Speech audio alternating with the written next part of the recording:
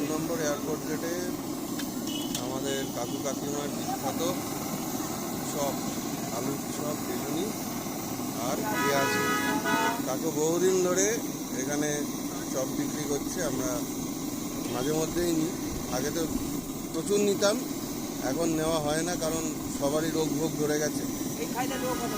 হ্যাঁ, কিন্তু ওই সব বারণ তো, ডায়াবেটিস না, সব বারণ। তো যাই হোক, এই যে গরম গরম দেখতে এত ভালো লাগে, তেল ফুটছে, তার মধ্যে সুন্দর চপ, বেগুন। হতে দাও না, 500 টাকার নোট আছে।